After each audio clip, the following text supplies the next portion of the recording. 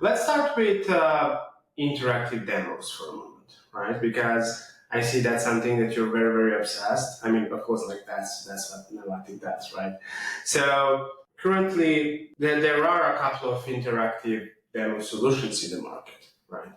And as someone who is not even I'm not a SaaS founder. I don't have like a product, right?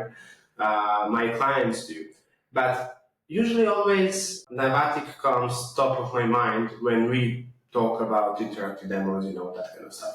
How did you position yourself in that consideration set? Yeah, one thing we focused on really early from the beginning was the fact that we really wanted our demos to be very polished and look and feel like the real thing. One of our number one use cases is putting a demo on the website. And we know like if you're going to put anything on your website, you want it to be really high quality. You want it to make sure it's like really showing your product in the best light. So one thing we focus on a lot is one, the ability to actually clone the product to get a little technical here, you can actually clone the HTML, CSS. So it's not just screenshots, it's not just videos. It really does look and feel like the actual product. And then we also have a lot of capabilities around editing those captures. That's what we call the HTML, CSS clones. So you can really make it look exact kind of like your product, but also you can edit if there is any like messy demo data. Is there anything you wanted to clean up? So really our focus has always been not just like how do you create a quick demo that you can put on your website using like screenshots or videos, but one that does show in the best light. And then we also do a lot of research around best practices. So when you're working with us, kind of going back to that first point of like, how do you stand out, that human relationship? It's really about coaching on, okay, like maybe this demo is a little too long. Based off our best practices and data, we'd recommend making it a little shorter, or we'd recommend adding another CTA or maybe changing up the copy here. So again, really just positioning around like making sure that you're having success with the demo, not just building one for the sake of building one. One thing I forgot to ask you about the interactive demos for a sec. And this is something that actually was really, really piqued my interest quite recently, I would say. So the whole point, of interactive demos is to get that aha moment from the product, put it on the, homepage, product page, whatever it is, right? And have potential users experience that aha moment beforehand. Have you seen a case where interactive demos of a sort could be implemented not just for products, but also some kind of services? I have seen, for example, if you sell some sort of course and you want to give like a preview of what that course is, or I have seen some services that might have a community aspect part of it. Like we have a few different communities where their main, what they sell is a service, but they use the community for lead gen.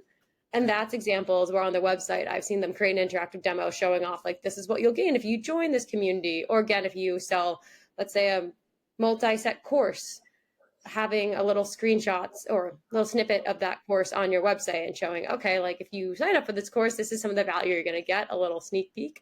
That's the main way. And I guess I also have heard some services talk about if they've built any proprietary software, or even if they just have a certain tech stack, kind of being able to show off like, hey, this is the process it would be like working with me.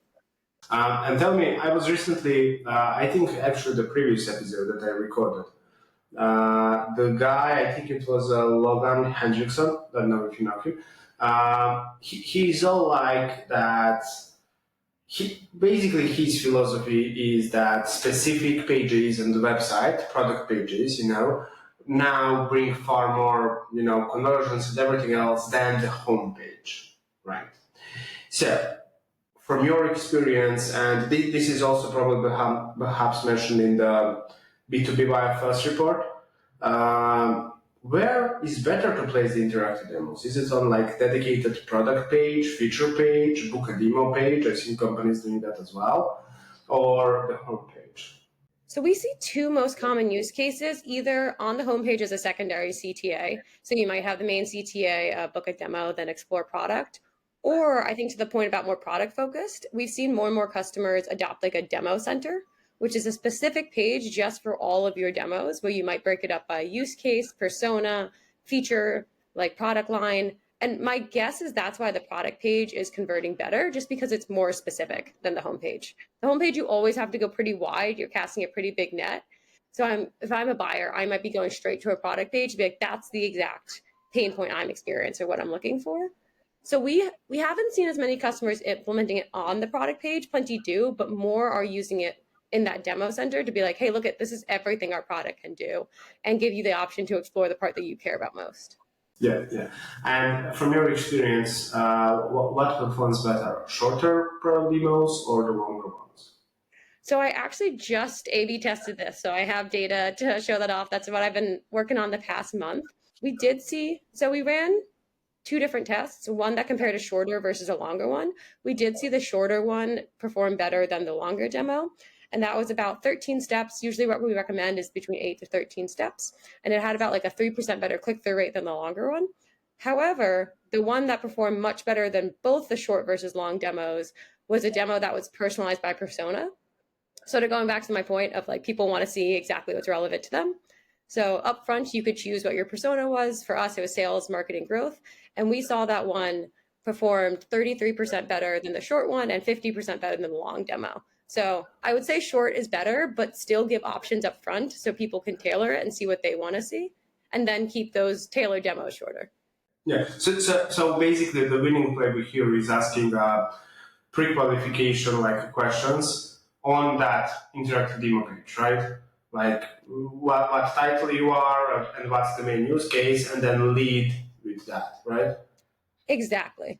Yeah, so basically like 7, 8, 9, 10, doesn't matter, like different, interactive demos on the one demo, right? Yeah, you Okay. can either do it on the one page by asking up front or the demo center. That's sort of two ways that you could give them options.